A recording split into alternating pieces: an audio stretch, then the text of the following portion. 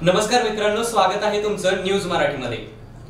सध्या अकोल्याच्या राजकारणामध्ये विविध घडामोडी घडत आहेत। सध्याचा जर विषय बघितला तर अकोले तालुक्याचे विद्यमान आमदार डॉक्टर किरण लहामटे यांच्या स्वीय सहाय्यकावर खंडणी मागितल्याचे किंवा विकास कामांमध्ये टक्केवारी घेतल्याचे आरोप त्यांच्यावर केले जात आहेत। यासह अनेक मुद्द्यांवर आपण आज चर्चा करणार आहोत। तर आपल्या सोबत आहेत राष्ट्रवादीचे युवक अध्यक्ष मान्य रविभाऊ मालुंजकर आणि त्यानंतर बीजेपीचे प्रवक्ता सचिन शेटे।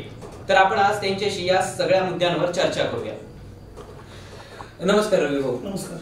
आज सध्या आमदारांवर ज्या पद्धतीने त्यांच्या स्वीय सहाय्यकावर खंडणी मागितल्याचे आरोप केले जात आहेत, वृत्तांकन येत आहेत, बातम्या येतात, याविषयी तुम्ही काय बोला? नाही, ते एक आरोप आहेत, ते अजून पुरावे ठोसाचे पुरावेच नाही, ते एक आरोप आहेत। तो त्याबद्दल काय बोलायचं असे ना, आरोप काय, आरोप कोणी कोणत्यावर आरोप करू शकतो त्याबद्दल काय? सचिनजी, याच विषयावर सध्या तुम्ही विरोधात आहात, तर विरोधामध्ये तुमचा पक्ष आहे, तर तुम्हाला काय वाटतं की या सगळ्या प्रकारावर किती तथ्य असू शकतं? आमचं हेच म्हणणं आहे की जेव्हा आमदारांचे जे पी आहेत त्यांच्यावर टोल घेण्याचा जो आरोप लावलेला आहे आणि ज्या पत्रकारांनी आरोप लावलेला आहे, एक तर त्यांनी शहानिशा केलेली असेलच आणि त्याच्यात काही तथ्य असल्याशिवाय पत्रकार तर काही छापणार नाही अशी आम्हाला खात्री आहे। आणि त्याचे सबळ पुरावे पण आमच्याकडे आहे, ती वेळ आम्ही मीडियासमोर दाखल करूच। पण जे आमचं म्हणणं आहे की विकासाच्या भूमिकेवर आमदारांनी ठाम राहावं आणि या ज्या गोष्टी घडत आहेत याच्यावर त्यांनी अंकुश ठेवावा। ज्या पद्धतीने तुम्ही सांगितलं की तुमच्याकडे सबळ पुरावे आहेत, म्हणजे ज्या कॉल रेकॉर्डिंग व्हायरल होत आहेत, या तुमच्याकडे आहेत का? आहेत, हो, आमच्या कार्यकर्त्यांकडे आहे। वेळेला आम्ही त्या नक्कीच आमच्या कार्यकर्त्यांकडे म्हणजे तुमच्या स्वतःकडे आहेत की कार्यकर्त्यांकडे आहे? आणि जर कार्यकर्त्यांकडे आहे तर विरोधामध्ये तुम्ही आहात, विरोधाच्या बाकावर तुम्ही बसलेले आहात, तर मग तुम्ही या सगळ्या जनतेसमोर का आणत नाही? आम्ही नक्कीच त्या जनतेसमोर मांडू, फक्त वेळेनुसार आम्ही त्या नक्कीच जो वेळ आहे त्या वेळ आल्यानंतर आम्ही त्या नक्कीच मीडियासमोर जनतेसमोर मांडू। तुमच्या मताशी नक्की सहमत, पण ही वेळ नक्की आमची प्रेक्षक जाणून घेऊ इच्छित आहेत की सध्या जे आरोप होत आहेत त्या सत्ताधारी पक्ष ते जुगारून लावतोय आणि जनता तुमच्याकडे आश्वासाने कसं बघावं तुमच्याकडे की आहेत नाही येत, नक्की तथ्य काय या आरोपांमध्ये? सत्ताधारी जरी आहेत तर जनतेसमोर काय येत नाही? सत्ताधारी जरी आरोप फेटाळले असले तर मग आमचं म्हणणं आहे की त्यांनी जे पत्रकार ह्या अशा गोष्टी हे करतात त्यांच्यावर दावा दाखल करावा। त्यांनी दावा दाखल करावा न करावा हा त्यांचा प्रश्न, परंतु जर तुमच्याकडे आहेत तर तुम्ही मीडिया समोर किंवा जनतेसमोर केव्हा आणणार आणि न आणण्याची कारण आता योग्य वेळ कोणती? योग्य वेळ आता त्या वैभव भाऊच ठरवतील की या मीडिया समोर आणि जनतेसमोर या गोष्टी दाखल। आदरणीय वैभव भाऊ जे तालुक्याचे माजी आमदार आहेत, त्यांचा आदेश आला तरच तुम्ही या कॉल रेकॉर्डिंग बाहेर आणणार आहात? तेच ठरवतील सर्व या गोष्टी। जर या कॉल रेकॉर्डिंग तुमच्याकडे आहे, आमदाराचे स्विच आहे, जर भ्रष्टाचार करत आहेत, तालुक्याच्या विकास कामांमध्ये टक्केवारी घेत असतील आणि ही अत्यंत चुकीची बाब आहे आणि या चुकीवर विरोधकच पडदा टाकतायत का? नाही, आम्ही तर आमची भूमिका स्पष्ट केलेली आहे की वेळ आल्यानंतर जर विरोधक पडदा टाकत नसतील तर एक आक्रमक विरोधक म्हणून तुम्ही विरोधकाच्या बाकावर आहात, या कॉल रेकॉर्डिंग तुम्ही प्रत्यक्षात समोर आणायला हव्यात। नाही, त्या सध्या जनतेसमोर लाईट बिल म्हणा किंवा नुकसान, आज जे अतिवृष्टी नुकसान भरपाई झाली, हे मुद्दे महत्वाचे अप्रत्यक्षपणे तुम्ही पाठीशी घालत आहात। नाही, आम्ही नक्कीच ते पण मांडू, पण आज जनतेला जे नुकसान झालेलं आहे, अतिवृष्टी जे नुकसान झालेले ती भरपाई भेटलेली नाही आणि त्याच्यानंतर जे लाईट बिल आलेले आहेत मोठ्या प्रमाणावर आणि सरकार तरी पण ते म्हणते की ते भरलेच पाहिजे। या मुद्द्यावर आम्ही सध्या विविध मुद्दे आहेत। कोरोना काळामध्ये व्यवसाय ठप्प झाले, शेतकऱ्यांनाही फटका बसला, विविध मुद्दे आहेत, परंतु मुद्दा माझा प्रश्न तोच आहे की या सगळ्या चुकीच्या गोष्टी तालुक्याच्या विकास कामांमध्ये जर होत असतील तर एक प्रबळ विरोधक म्हणून तुम्ही त्या कॉल रेकॉर्डिंग समोर आणायलाच हव्यात। ज्या तुम्ही म्हटलात की तुमच्याकडे आहे त्या जनतेला जाणून घ्यायचे की त्यात केव्हा बाहेर येते। आगामी निवडणुकीच्या निवडणूक डोळ्यासमोर ठेवून विरोधक या सगळ्या प्रकारावर पडदा टाकताय आणि ऐन वेळ निवडणुकीच्या वेळी ते कॉल रेकॉर्डिंग तुम्ही बाहेर काढणार आहात का? याचं राजकीय भांडवल करणार आहात का? जर जनतेचा या ठिकाणी तोटा होतोय, विकास कामांमध्ये टक्केवारी घेतली जाते आणि या सगळ्याचं भांडवल तुम्ही निवडणुकीसाठी करणार का? विरोधक म्हणून त्या गोष्टी आम्हाला कराव्याच लागणार आहेत आणि जनतेसाठी आम्ही सदैव उपलब्ध आहे। इथून मागे कधी अशा गोष्टी घडल्या नाही, पण या 1 वर्षाच्या काळात बहुतांशी नुकसान भरपाई असेल आपल्या तालुक्याचा, तसा अवमानच म्हणावं लागेल की 29 लाख रुपये म्हणजे काहीच नाही. 29 लाख रुपये नुकसान भरपाई आपल्या निश्चितच तालुक्यात अनेक प्रश्न आहेत, परंतु तुम्ही या सगळ्या ज्या स्वीय सहाय्यकाच्या रेकॉर्डिंग तुमच्याकडे आहेत याचं तुम्ही निवडणुकीमध्ये भांडवल करून वापरणार आहात का, हाच प्रश्न माझा होता. विरोधकांचे कामच जे जे विरोधकांचे कामच की सत्ताधाऱ्यांना कुठं कोणीत पकडता येईल या दृष्टीने ते डावपेच खेळणारच, त्यात काही शंका नाही. त्या जागी आज आम्ही असू उद्या ते असतील, या गोष्टी होतच राहणार. माझा प्रश्न तुम्हाला आहे, जर सचिन जींनी सांगितलं की त्यांच्याकडे कॉल रेकॉर्डिंग आहे, सगळ्या गोष्टी आहेत आणि निवडणुकीमध्ये ते भांडवल करणार आहेत, असं तो त्यांचा राजकीय रणनीतीचा भाग आहे, परंतु या सगळ्या आरोपांवर तुम्हाला काय वाटतं किंवा तुम्ही काय बोला? स्पष्टपणे त्यांनी आरोप केलेला आहे की आमदार किरण लहामटे यांचे स्वीय सहाय्यक हे खंडणी घेतात, त्याच्या कॉल रेकॉर्डिंग त्यांच्याकडे आहेत. या आरोपावर किंवा याविषयी तुम्ही काय बोला? नाही, विरोधक म्हणून तुम्ही जनतेसाठी एक तुमचं अजेंडाच म्हणजे एक स्वार्थच आज हे करून राहिले की बुवा आम्ही वेळेला काढू. माझं तर स्पष्ट भूमिका आहे की तुम्ही आज तो पुरावा द्या, आज तुम्ही ते रेकॉर्डिंग बाहेर काढा, आम्ही त्याच्यावर कारवाई करायला तयार आहोत. पण तुम्ही आज असं बोलताय की राजकारण करण्याची भूमिका आज विरोधकांची जी आहे ती साफ चुकीची आहे. जनतेसाठी तुम्ही निश्चित मला म्हणायचं आपण तालुक्यात जनतेसाठी तुम्ही राजकारण जनतेच्या फायद्यासाठी राजकारण तुम्ही जरूर करा. आम्ही वेळेला काढू, आम्ही हे करू ते करू, याला मी अजिबात. ज्या पद्धतीने तुम्ही म्हटला तुमची मागणी मान्य आहे, मागणी रास्त आहे, परंतु कॉल रेकॉर्डिंग या आहेत का? आमदारांच्या पीएची या सगळ्या प्रकरणामध्ये चूक आहे का? चूक नाही. रेकॉर्डिंग जर विरोधक म्हणतात तर रेकॉर्डिंग आहे तर त्यांनी ते द्यावं. तुम्ही या सगळ्या आरोपांचं खंडन करत आहात की नाही? तुम्ही या सगळ्या आरोपांचं खंडन करत आहात? हो, चुकीचे आरोप चुकीचे.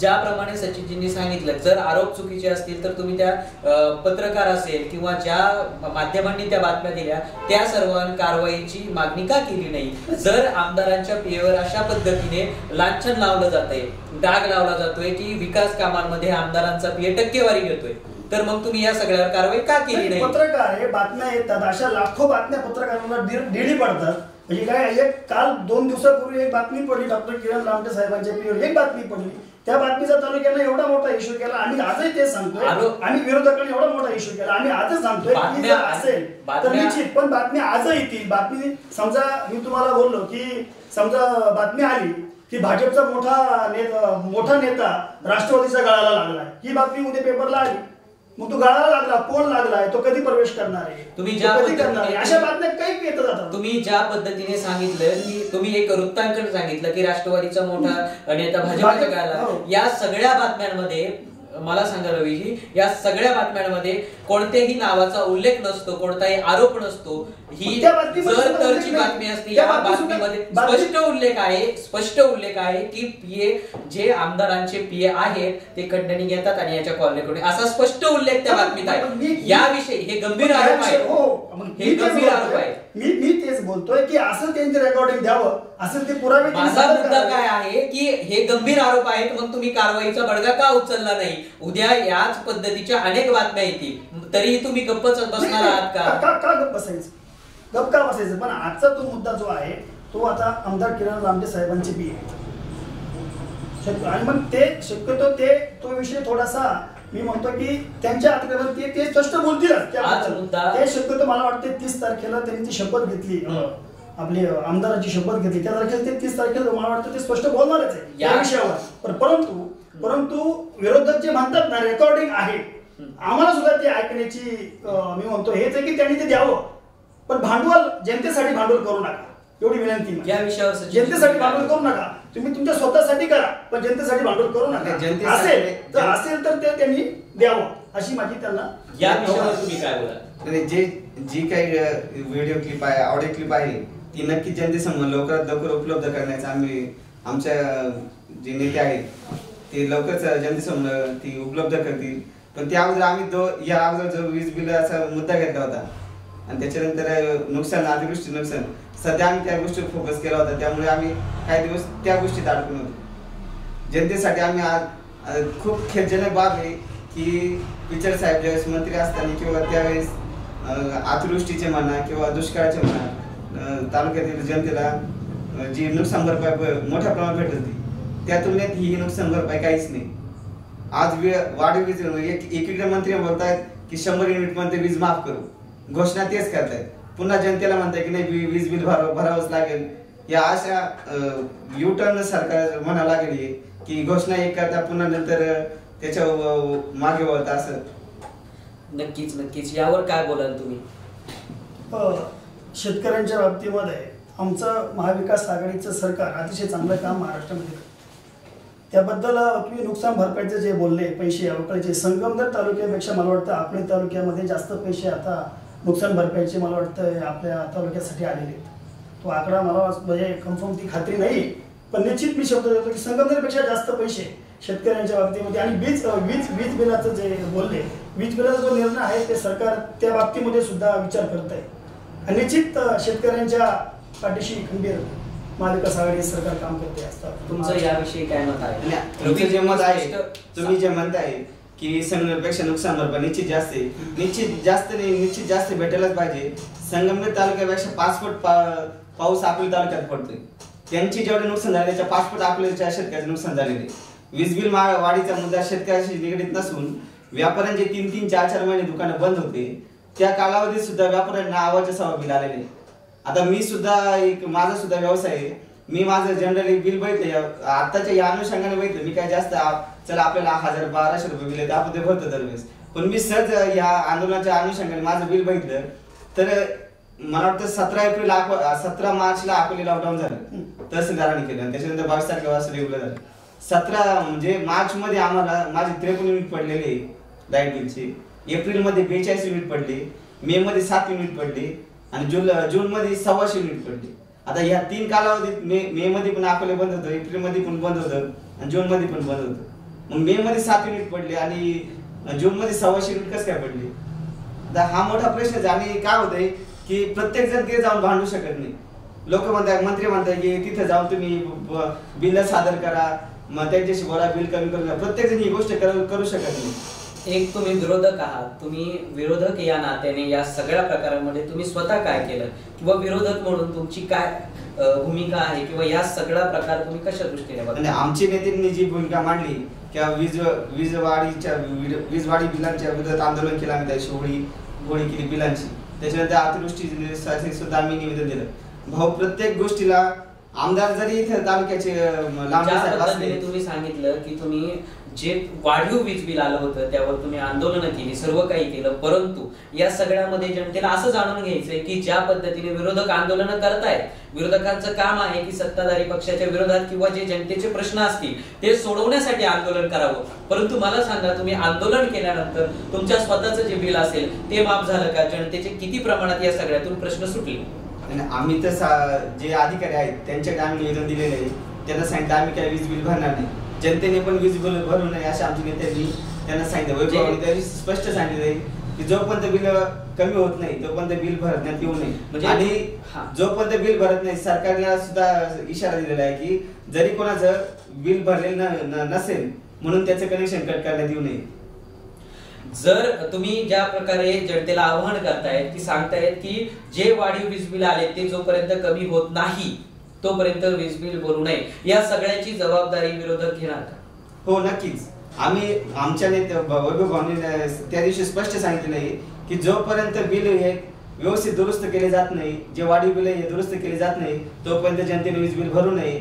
आणि त्या काळात जरी वीज बिल भरले नाही म्हणून कोणाचं कनेक्शन कट होत असेल तर आम्ही त्याच्या समोर नक्कीच आम्ही वीज बिल आमच्या त्या दिवशी नेत्यांनी इशारा दिलेला आहे का जर कोणी कनेक्शन कट करायला आलं तर त्यांचे हातपाय त्याचे त्या ठिकाणीच हे केले जातात. ज्या पद्धतीने तुम्ही आता सांगितलं की हातपाय हे केले जातील वगैरे वगैरे वगैरे, परंतु एक प्रशासकीय सर्व यंत्रणा आहे, महावितरण कंपनी आहे, या सगळ्या यामध्ये तुम्ही प्रशासकीय दृष्टीने किंवा आपण ज्या म्हणतो की सविनय पद्धतीने या पद्धतीने काय कारवाई होईल? हातपाय तोडण्याची विरोधकांची भाषा आहे का? स्पष्ट शब्दात जर विचारलं तर जे प्रशासन आहे त्यांनी सुद्धा शेतकऱ्याचे किंवा जनते लॉकडाऊन काळामध्ये व्यापाऱ्यांचे मोठं नुकसान झालेले, व्यापारी बिल भरायला तयारच आहे, ते कधी बिल भरत नाही. जो अर्बनला जो शहरी भागातला जो वीज ग्राहक आहे त्यांचे शक्यतो 90% बिल भरले जातात, 10% थकबाकी असेल.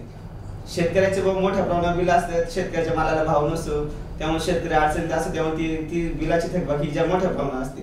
पण हा जो रेग्युलर वीज भरणारा ग्राहक आहे याच्यावर तुम्ही अजून विजेच्या वीज वाढीचा बोजा टाकताय तुम्ही, हा एक मोठा प्रश्न आहे. म्हणजे शेतकऱ्यांवर विजेची बिलं असतात वगैरे वगैरे तुम्ही ज्या पद्धतीने सांगितलं, परंतु तुमचा प्रश्न व्यापारी वर्गाशी निगडीत आहे का की व्यापाऱ्यांना वाढीव बिलं का? हा मोठा प्रश्न आहे. शेतकरी ठीक आहे, शेतकऱ्यांचा मुद्दाच नाहीये. हा शेतकऱ्यांचा मुद्दा आहेच.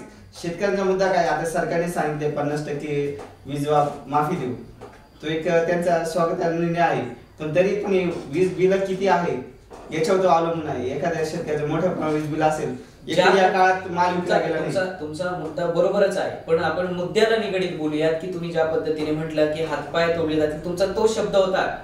परंतु मला सांगा की जर व्यापारी वर्गाचे वीज बिल माफ होत नसतील किंवा काय होत असेल, तुम्ही कायद्याचा वापर न करता हातपाय तोडण्याचीच विरोधकांची भाषा आहे का? स्पष्ट आम्ही सरकारला निवेदन दिलेला, तहसीलदारांना निवेदन दिलेलं आहे आणि तिथे बाबू साहेबांना पण निवेदन दिलेलं आहे.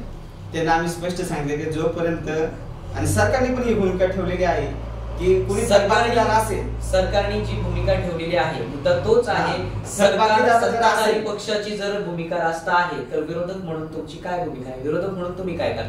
जर सरकारने मग तुमचा रोष नक्की कोणावर आहे? सत्ताधारी पक्षावर आहे, सरकारवर आहे, नक्की कोणावर? मग जर महावितरणचा जर प्रश्न असेल तर मग सत्ताधारी आणि विरोधक दोन्ही व्यक्तींनी किंवा दोन्हीही सर्वांनी मिळून हा सगळा सामान्य नागरिकांचा प्रश्न सोडवायला हवा. मुळात सरकारने काय केले, सरकारनेच या वीज ग्राहकांचा किंवा जी जनतेचा आहे तो संभ्रम तयार केलेला आहे.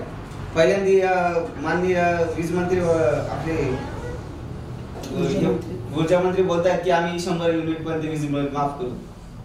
लोकांना त्याप्रमाणे मग त्यांनी त्यांचा तो शब्द पूर्ण करावा की जर तुम्हाला 100 युनिट पर्यंत तुम्ही जनतेला शब्द दिलेला आहे की तुमचा रोष ऊर्जा मंत्र्यांवर आहे की तालुक्यामध्ये जी लाईट सप्लाय केली जाते ती लाईट सप्लाय होते परंतु त्याची वाढीव वीज बिल येत आहेत, या सर्वांवर आहे. नक्की तुमचा रोष कोणावर आहे विरोधक म्हणून? आमचा निश्चितच सरकारवर रोष आहे आणि व्यापारी वर्गाला वाढीव बिल येत आहेत, क्लिअर होत नाहीये, दुकान बंद आहे आणि या सगळ्याचा रोष सरकारवर आहे. सरकारवर आहे आणि त्याच सरकारचे प्रतिनिधी या तालुक्याचे आमदार माननीय डॉक्टर लामटे आहेत.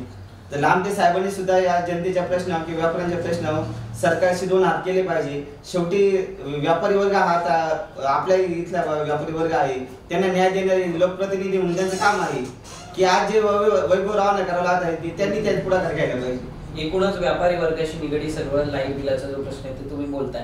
तर रवीजी, माझा तुम्हाला प्रश्न आहे की ज्याप्रमाणे सचिनजींनी सगळे मुद्दे मांडलेत, त्यांनी रोष व्यक्त केलाय की व्यापारी वर्गाला वाढीव वीज बिलं येत आहेत आणि ती वीज बिलं माफ होत नाही आणि जोपर्यंत माफ होत नाहीये तोपर्यंत कुणी वीज बिल भरू नये असं आव्हान ते विरोधकांकडून करण्यात येते. या सगळ्या विषयावर सत्ताधारी पक्ष काय करतोय, तुमची भूमिका काय आणि तुम्ही या सगळ्यावर आतापर्यंत काय केलं? तुम्ही सत्तेत आहात, सत्ताधारी आहात तुम्ही. नाही, तो मुद्दा बरोबर आहे, काहीच केलं नाही असं म्हणता येणार नाही. डॉक्टर किरणजी लामटे साहेब कायम MSEBच्या कॉन्टॅक्ट मध्ये आहेत, डिफेन्सचे प्रश्न आहेत, लाईटीचे प्रश्न आहेत, त्याबरोबर वीज बिलाचा जो प्रश्न सतीश भाऊ म्हणले की कनेक्शन तोडणं किंवा ते हातपाय तोडणं, मुळात आम्हीच कनेक्शन तोडून देणार नाही.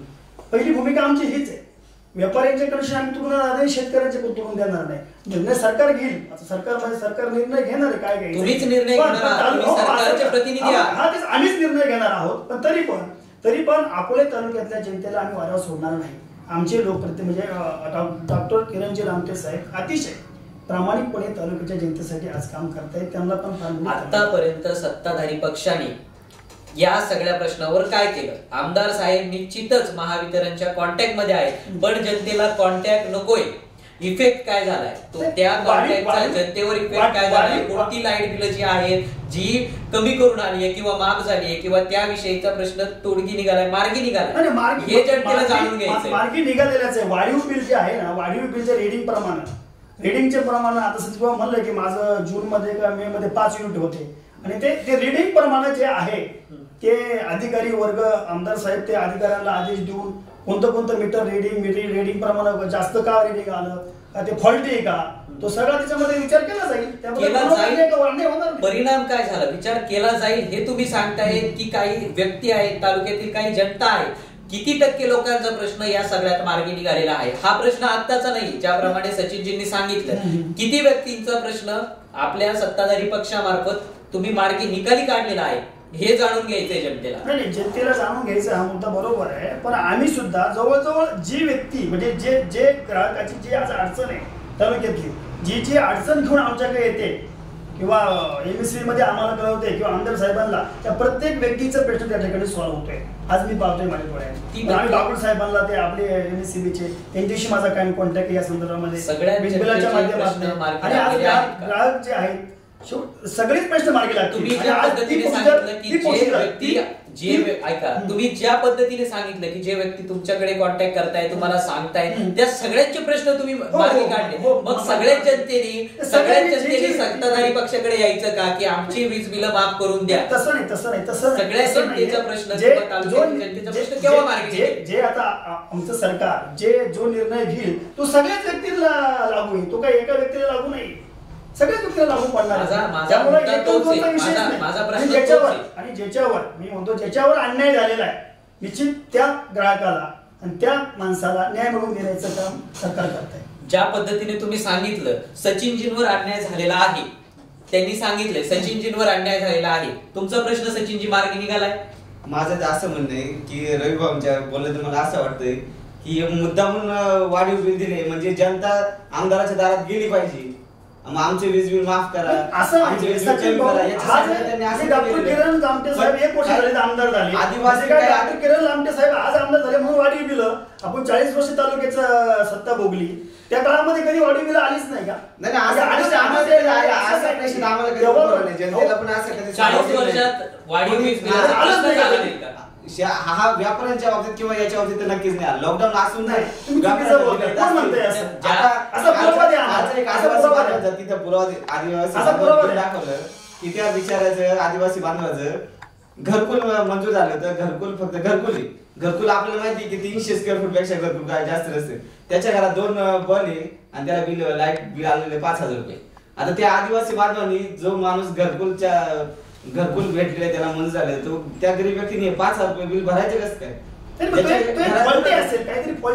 आपण आमचं म्हणणं आता तो आदिवासी बांधव जर 50 किलोमीटर दूर राहतोय, त्यांनी साहेबांपाशी चक्रा मारायच्या, त्या गोष्टीला सुद्धा त्याचा 1000-2000 रुपये खर्च होणारच आहे ना. म्हणजे एकीकडे वीज बिल माफ करण्यासाठी हा भोदंड त्याला सहनच करायचा आहे. आमचं म्हणणं काय की आजच्या युगामध्ये जर एवढी मोठी टेक्नॉलॉजी वाढलेली आहे, सगळ्या गोष्टी आहेत, तुम्ही अपडेट जनतेला लोकशाही आपली जनतेला जर याच्या अधिकारी दारात जाण्यापेक्षा अधिकारी जनतेच्या दारात आला पाहिजे अशी आमची भूमिका आहे. म्हणजे आताच आली पाहिजे. मी तर मागे नाही वाटलं तुम्हाला आज असं वाटतंय आणि आज त्या गोष्टीला सुद्धा मी सतीश भाऊ हेच म्हणलो, म्हणजे हेच म्हणतोय की तालुक्यातल्या जनतेच्या दुःखामध्ये प्रत्येक गोष्टीला आम्ही त्यामध्ये सहभागी आहोत आणि त्याला न्याय मिळवून देण्याचं काम आम्ही करतोय. आमदार साहेब 24 तास करतायत, 24 तास सुखदुःखात जाऊन जो कुटुंबाच्या सुखदुःखात सहभाग आहे आम्हाला त्याचा आदरच आहे की ते जात आहे, चांगली गोष्ट आहे. पण आज अकोले शहराचा एवढा मोठा रस्ता आहे, हा रस्ता एवढा खराब झालेला आहे, विरोधकांनी त्यावेळेस एवढं राग उठवलं होतं की आमदारांनी हा रस्ता केला नाही, अकोले तालुका खड्ड्यात खड्डे तालुका एवढ्या सगळ्या गोष्टी घडल्यानंतर सुद्धा आजही तीच परिस्थिती आहे. आज नाहीये, आज काम चालू आहे, काम फार जोरात चालू आहे, नवरे फाट्यापर्यंत काम आले. आज खूप 2 दिवसांनी मागून डांबर टाकायचं काम चालू आहे. 2 दिवसांनी पण आजपर्यंत जनतेने आमदार साहेबांनी ते आदेश पण दिले. आता हे तुम्ही सांगा हे काम कधी होणार आहे? आज इथे राजूने लोक धूळ खात आहेत. हो चालू आहे, काम चालू आहे. कोरोनाचा एवढा भयानक लोकांनी सामना देतोय, त्याच्यामुळे थोडीफार अडचणीमध्ये मजूर लोक येत होते का काम करायला, आपण बाहेर काढून दिले.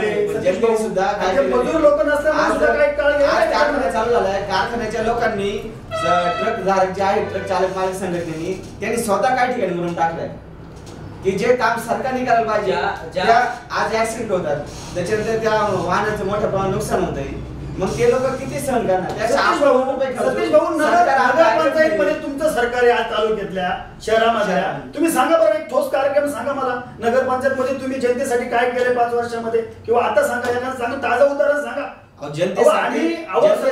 सतीश भाऊ, आम्ही फिरलो वार्ड मध्ये, 8 दिवसापूर्वीची गोष्ट आहे, 3 नंबर 4 नंबर वार्ड मध्ये आम्ही फिरलो. आपल्या आया बहिणी आजच्या डोळ्यात पाणी आणून सांगत होत्या एवढ्या वेदना आहेत आया बहिणींच्या.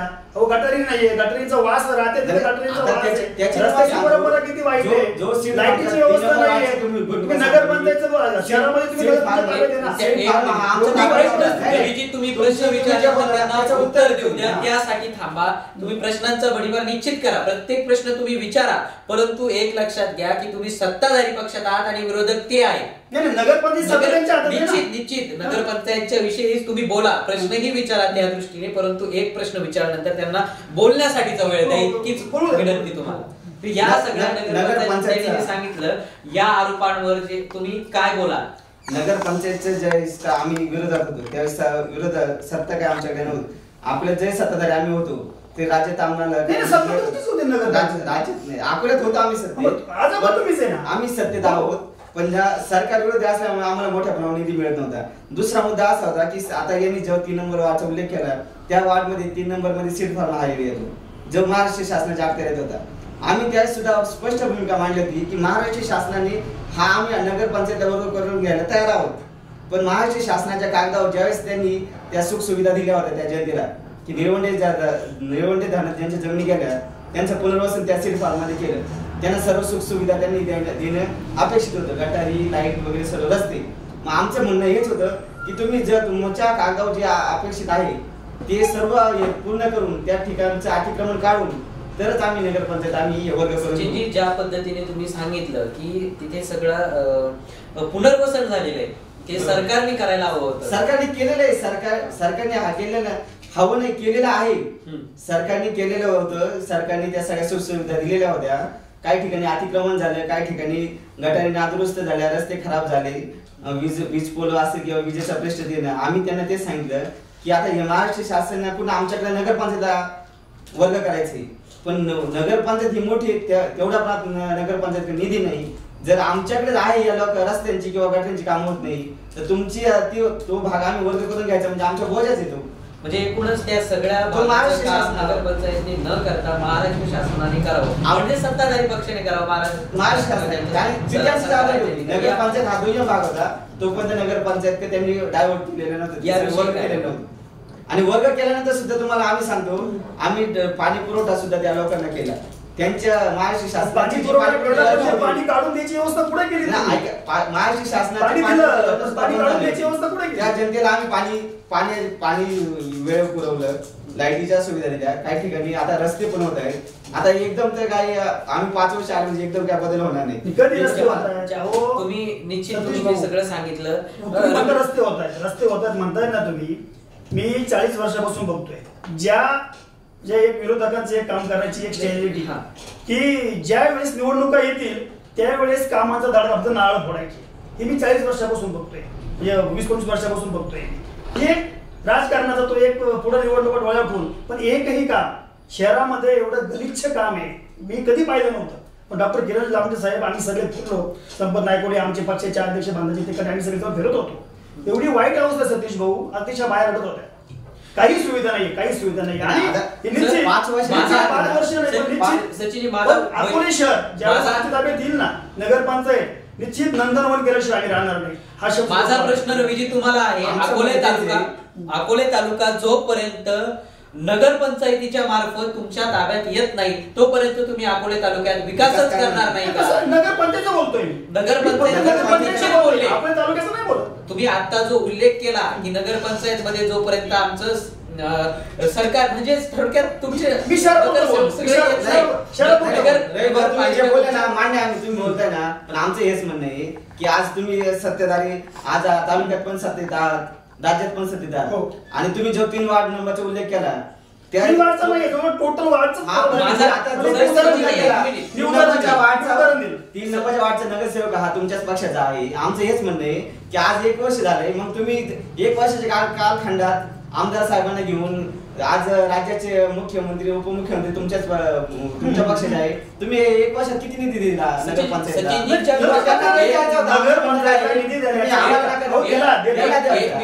रवीजी त्यांचाही प्रश्नाचं तुम्ही उत्तर द्या आणि माझाही प्रश्न असा आहे, जर राज्यात सरकार तुमचं आहे, त्यामध्ये तालुक्यामध्ये सरकार तुमचं आहे आणि नगरपालिकेमध्ये जे कामं होत नाहीये ते करण्यासाठी तुम्ही तिथेही सत्ता येण्याची वाट बघणार आहोत का? सगळीकडे सत्ताच हवी का कामं करण्यासाठी? सत्तेचा विषय नाहीये, आम्हाला सत्तेपेक्षा जनतेचे प्रश्न महत्त्वाचे. माझाही मुद्दा तोच आहे. जनतेच्या प्रश्नाचा मार्ग काढण्यासाठी आम्ही जास्त इंटरेस्ट नाही, सत्तेसाठी नाही बोलत मी. परंतु मुद्दा येतो कुठं, तुम्ही म्हणताना नगरपंचायतचा मुद्दा. नगरपंचायतचा हा जो निधी आता वर्ष झाले, आमदार डॉक्टर किरणजी लांबटे साहेब राष्ट्रवादी काँग्रेस पक्षाचे आमदार झाले, मध्ये कोरोनाचा काळ बराचसा काय गेला, तेव्हा निधीची अडचण ही झालेलीच आहे, आज पण आहे. तरी पण सत्ता येईपर्यंत तुम्ही आज पण चालूच आहे. प्रत्येक वार्ड मध्ये मला वाटतं 2 हॅलोजन हे आम्ही बसवतोय आता प्रत्येक वार्ड मध्ये 2 हॅलोजन. ती पण काहीतरी आमदार साहेबांनी ती पण व्यवस्था केली. तुमचं म्हणणं ठीक आहे, तुम्ही 2 हॅलोजन बसवा, पण आज केंद्र सरकारने इथं प्रत्येक ठिकाणी हॅलोजन दिले. आज तुम्ही बघितलं शहरात अनेक काय दिले केंद्र सरकारने, कुठे शहरामध्ये, आपल्या शहरामध्ये काय केलं मला सांगा. प्रत्येक ठिकाणी केंद्र शासनाने त्या योजनेतून प्रत्येक पोलवर आज हॅलोजन आहे. आमचं म्हणणं काय आहे, आमदारांनी 1-2 कोटी रुपयाची उद्घाटन केली तालुक्यामध्ये, बरोबर ना? मग तुम्ही तालुका म्हणजे शहर सोडून तालुका आहे का? किती कोटींची उद्घाटन केली तुम्ही सांगा आम्हाला? 11 जवळजवळ मला वाटतंय तो 11 मला पण कन्फर्म नाहीये, पण तरी 50 कोटीच्या पुढे 50 कोटीचे दिले. पण मग शहराला 5 लाख का नाही दिले? तुम्ही 50 कोटी तालुक्याला दिले, मग शहराच्या विकासासाठी तुमची सत्ता नाही म्हणून तुम्ही तसा भेदभाव अजिबात नाही. शहरामध्ये किती लोक येतात, मुस्लिम किती दिला निधी? 1 वर्ष झालेलीच आहे. आम्ही काय अडचणी आलेत ना,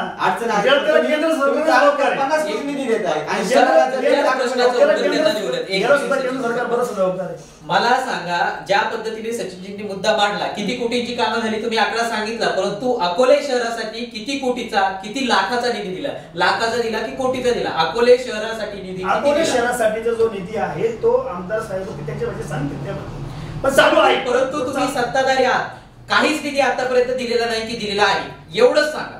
नाही, निधी दिला आहे किंवा नाही दिलेला अकोले शहरासाठी निधी?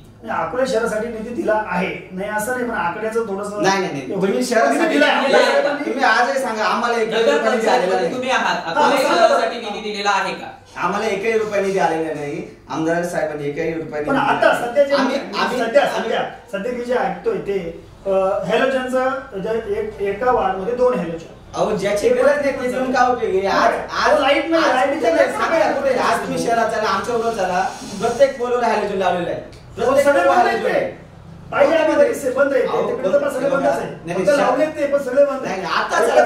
समोर तुमच्या इथं उजेड दिसतोय, समोर आम्ही फिरलो रात्रीचा, खरोखर फार भयानक आहे. किती वास येतोय तुम्हाला, ज्या पद्धतीने सांगितलं किती वास येतोय, किती गलिच्छ आहे, या सगळ्यामध्ये अकोले तालुक्याच्या विकासासाठी फक्त हॉलोजन देणे एवढाच विकास आहे? तसं नाही ना, देऊ ना. किती निधी दिला 1 वर्षामध्ये? किती निधी दिला? निधीची अडचण तुम्ही निधीची अडचण आहे. तालुक्यासाठी तुम्ही जो निधी दिला त्यामध्ये शहरासाठी किती निधी दिला हाच प्रश्न आहे. रवी भाऊ, आमचं स्पष्ट मध्ये तुम्ही आता देणार आहात का हा पुढचा प्रश्न. अजून आमच्या काय आम्हाला निधी शहराला भेटला नाही, पण आमचं एक नागरिक, शहराचा नागरिक म्हणून जसं तालुक्यातील जनतेने लांबटे साहेबांना मतदान केले, तसं शहरातील लोकांनी सुद्धा त्यांना मतदान केलं. तुम्ही जर तालुक्यात 50 कोटी निधी वितरित करताय तर ह्या जनतेसाठी 5-25 लाख रुपये द्यायला पाहिजे की नाही?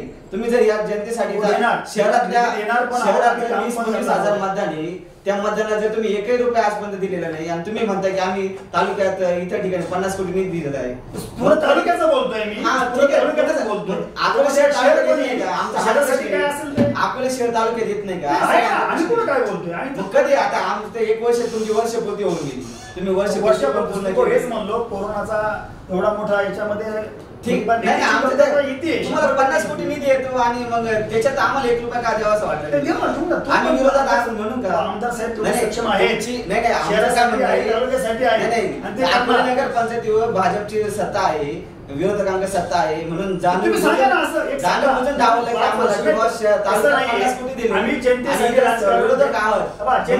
सतीश भाऊ जनतेच्या फायद्यासाठी राजकारण, पण जनतेच्या तोट्यासाठी आम्ही राजकारण करत नाही, करणार का?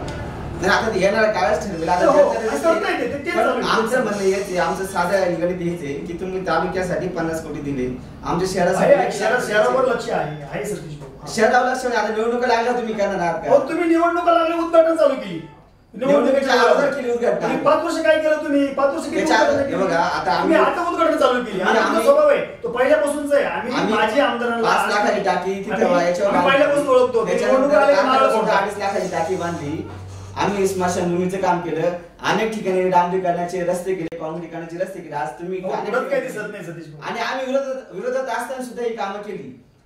माननीय वैभव भाऊंनी आम्हाला 4 कोटी रुपये निधी दिला त्यांच्या आमदार, पण तो पण त्यांना कधी भेटला की ज्यावेळेस आम्ही बीजेपी मध्ये प्रवेश केला तोपर्यंत आम्हाला 1 रुपया निधी भेटत नव्हता.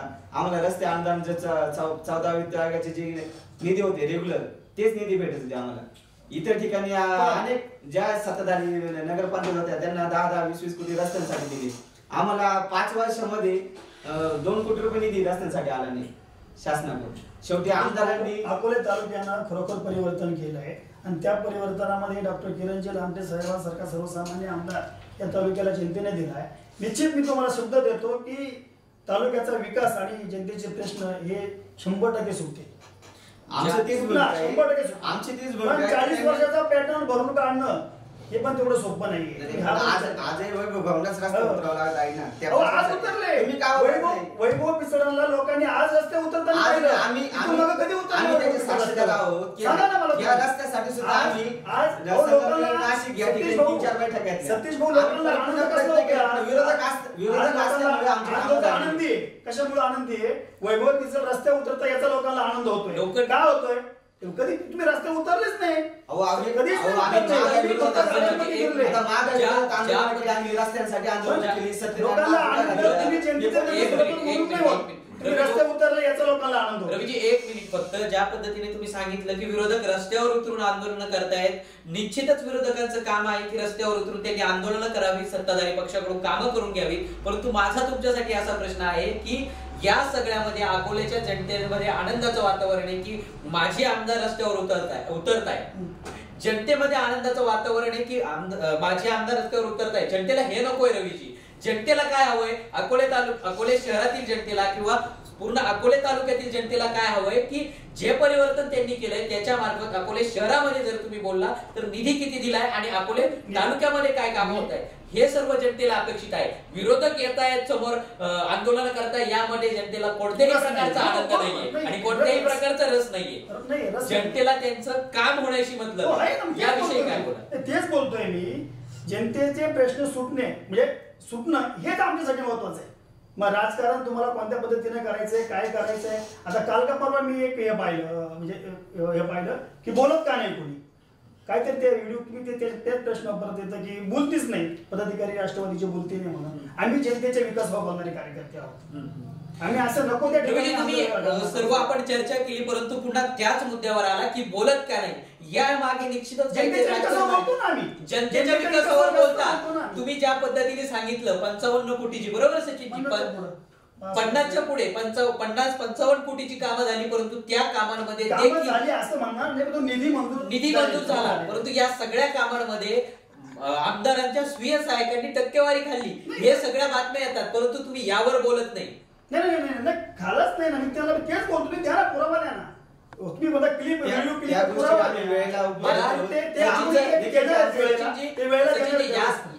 सचिन 1 मिनिट. रवीजी मला याच मुद्द्याला अनुसरून बोलायचं आहे की ज्या पद्धतीने तुम्ही सांगितलं की आरोप सगळे खोटे आहेत परंतु माझा तुम्हाला हा प्रश्न आहे की माननीय आमदार किरणजी लहामटे यांचे पीए 2 वेळा बदललेत आणि हे 3रे पीए आहेत.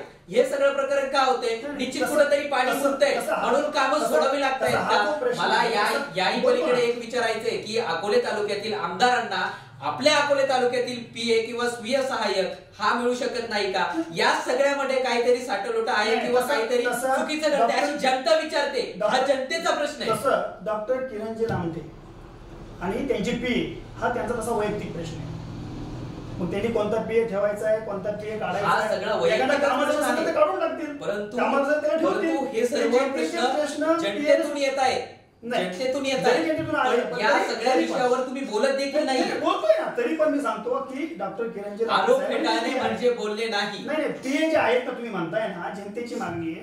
जो पीए काम करणार नाही त्याला काढून द्यायचा अधिकार कोणचा आहे? डॉक्टर किरण लांबडे आमदारच करतील ना. जो प्रश्न, जो निधी, तो काय त्याला काढून द्यायचा अधिकार डॉक्टर किरण लांबडे सांगते. स्पष्ट निश्चितच. परंतु आपल्याच पक्षामधील काही पदाधिकारी ज्यांनी राष्ट्रवादीमध्ये निवडणुकीच्या दरम्यान कामं केली, पक्षाची झेंडा माननीय किरणजी लांब त्यांना आमदारकीसाठी प्रयत्न केले, परंतु तेच व्यक्ती आता पक्ष सोडण्याची तयारी करताय. याविषयी काय बोला? या सगळ्या गोष्टी का करताय? याविषयी मी एक राष्ट्रवादी युवकचा अध्यक्ष, पण हे जो निर्णय आहे हे आमचे डॉक्टर किरणजी लांबे साहेब, आमदार अशोकजी भांगरे साहेब आणि आमच्या पक्षाचे वरिष्ठ ज्येष्ठ नेते पण आहेत, तेच त्या प्रश्नावर चांगलं उत्तर देतात.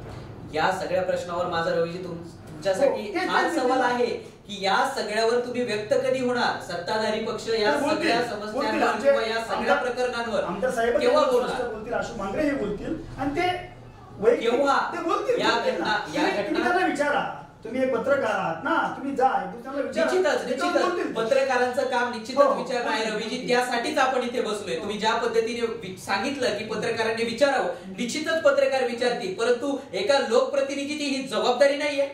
कोणती जबाबदारी? या सगळ्या प्रकरणावर जनतेशी संवाद साधणं, या सगळ्या प्रकरणांवर बोलणं ही लोकप्रतिनिधीची जबाबदारी नाही. साहेब बोलतात, त्यांनी काल पण पेपरला स्टेटमेंट दिले ना, बोलतात ना, बोलत नाही असं कोण म्हणते? तुम्हाला बोलतात ते याच विषयी बोललो की आरोप फेटाळणं किंवा आरोप तथ्यहीन असणं सांगणं म्हणजे व्यक्त होणं किंवा त्या जे घटना घडलीये तिच्याविषयी बोलणं हे नव्हे. तसं मी तुम्हाला काय बोललो की तुम्ही म्हणतात ना शेवटी हे तर आरोप, तुम्हाला तेच बोललो, आरोप तुम्ही ते द्या. त्यांना मी बोलतो ना, विरोधक निवडणुकीला हे सर्व टाकणारच आहे, तेव्हा आम्ही जनतेसमोर निश्चितच आमदार बोलतायत तसे बोलून उपयोग नाही. आज जनतेला सुविधा पाहिजे की आज कोविडचं एवढं मोठं संकट आहे. 50 लाख दिले आमदार, 50 लाख दिले. आज जनतेची एवढी मला भेटणार ना ते 50 लाखाचे कोणते काय मेडिसिन चालू आहे सतीश आजपर्यंत. आज आपल्या का तुम्ही माहित असेल पदवंशाची घटना घडली, त्या चिमुकलीचा जो जीव गेला त्याच जबाबदार पण चौकशी चालू आहे. चौकशी चालू आहे. तुम्ही आज माननीय मंत्री कारखान्याच्या माध्यमातून जे कोविड सेंटर उभारलं, आज तिथे 150-200 लोकांची सुविधा केली. अशी सरकारकडे शेतकऱ्यांचा आहे निश्चित. शेतकऱ्यांच्या माध्यमातून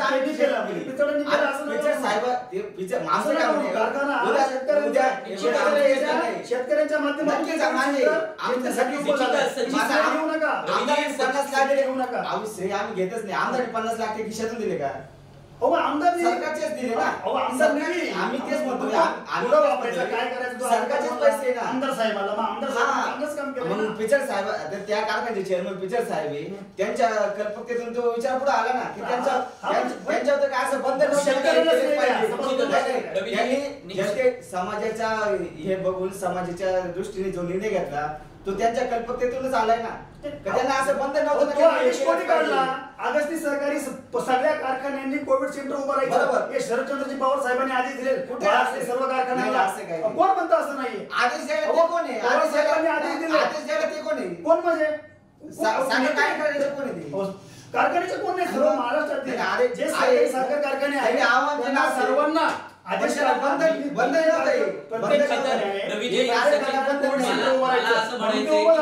रवीजी निश्चितच आदेश कुणी दिला, त्याचं आचरण कुणी केलं किंवा ते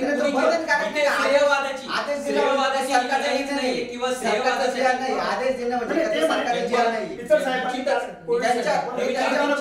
निश्चितच कोविड सेंटर झाले ही सगळी जनतेसाठी उपयुक्त गोष्ट आहे, पण हे कोणाच्या माध्यमातून झालं हे श्रेयवाद नको आहे. पण जनतेला ती सुविधा मिळते हे अशा आमदारांनी सुद्धा ज्या पवारसाहेबांचं नाव घेऊन लांबटे साहेब या सत्तेत आले, मग त्यांचा आदेश त्यांनी का पाळला नाही? का कारखान्यात पाणी बंद करायचं होतं असं कारखान्याने पाणी असं त्यांनी का नाही केलं? सुद्धा आहे रुग्ण आहेत, कोणाला काय प्रॉब्लेम आहे, कोणाला काय अडचण आहे. तुम्ही जे बोलताय आमचे काय सर्वसमावेशक जनतेलाही पाहिजे. तुम्ही कोणत्या जनतेशी बोलले, कोणत्या लोकांशी बोलले याच्याशी घेणे हो, कोणत्या जनतेला लोकांशी सुविधा बोलले? उपलब्ध करा आपल्या तुम्ही. तालुक्यातील जनतेशी हो, एखादं कोविड सेंटर उभा राहा त्यावेळेस कळेल जनतेला त्यांचं कोविड सेंटर आहे. गव्हर्नमेंटचं एक आता गव्हर्नमेंटचं उभारलं म्हणजे ते कोणचं उभारलंय गव्हर्नमेंटच्याच आहेत आणि मग ना. ते लोकप्रतिनिधी म्हणून त्यांचा काही श्रेय नाही का? अहो पण मग असं जसं कसं म्हणता नाही? थोरात साहेबांनी उभारले त्यांनी सुद्धा मग कोविड केलंय सेंटर ना, उभारले. पुढे मला- तुम्ही काय मला करा? असं- या पुढचं प्रमुख तेच ना. पारणीला तुमच्याच पक्षाच्या माननीय निलेश लंके साहेब आमदार आहेत, त्यांनी मोठं कोविड सेंटर उभारलं. तसं आपल्या तालुक्यात का होऊ शकत नाही? तशी तर आपण खूप चांगली परिस्थिती हाताळली नाही हाताळली तसं काय फार मोठं संकट तसं हे नाही आलं. नाही, लई चांगल्या रीतीनं अहो, काम तरी- तालुक्यामध्ये तरी पण- आरोग्य अधिकारी असतील, तहसीलदार असतील, सगळे यंत्रणा खूप छान काम करतात. अहो ते काम करतात तेच आपल्याला त्याचे निश्चितच त्यांचा सुद्धा कोणत्या आमदार साहेबांच्या माध्यमातून चाललंय ना सगळं. नाही आमदार साहेबांच्या म्हणण्याने त्यांना कसं काय? सरकार आमदार साहेब. बघा, निश्चितच- तुम्ही एकीकडे म्हणता कोविडचं हे आहे. सचिनजी, तुम्हाला- आणि- सरकारला जे आदेश सरकारने आदेश दिले, पण आमचं म्हणणं होतं की या लॉकडाऊनच्या काळात आमदारांनी सुद्धा एखादं कोविड सेंटर उभारलं लागत होतं. नाही, त्याच्यासाठी त्यांनी करायला लागतं.